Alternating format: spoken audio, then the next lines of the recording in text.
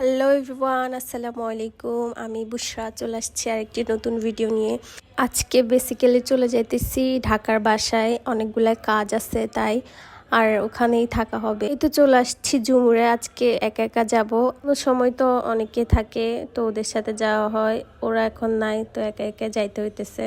এই তো বাসে উঠে গেছি, গাড়ি ছেড়েও দিছে। তখন মাগরিবের টাইম ছিল আর সবাই নামাজ পড়তে এক জায়গায় দাঁড়াইছে, আর ওখানে অনেক সুন্দর কাশফুল ছিল, অনেক সুন্দর লাগতেছিল, অন্ধকারে দেখাও যাইতেছিল।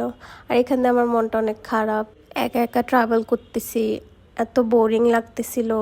আর এখান দিয়ে এক পাশে অনেক ঝামেলা লাগছিল, গাড়ি অ্যাক্সিডেন্ট হয়েছে মেবি।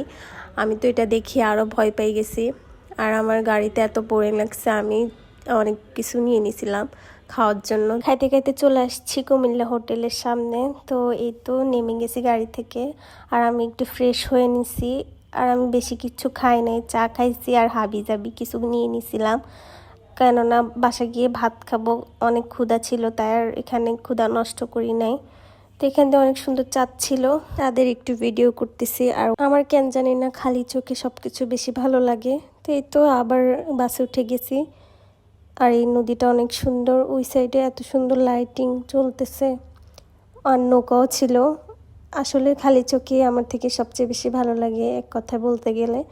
এই তো কথা বলতে বলতে চলে আসছি, আর আমাকে রিসিভ করার জন্য ওরা 1 ঘন্টা থেকে ওয়েট করতেছিল।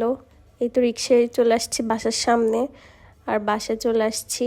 অনেক গরম ছিল, এত গরম ছিল, বাসে অনেক গরম ছিল। চাইছিলাম এসি বাস আসতে, কিন্তু লক্ষ্মীপুরে মানুষের এত ভিড়, একটা সিটও খালি পাই নাই।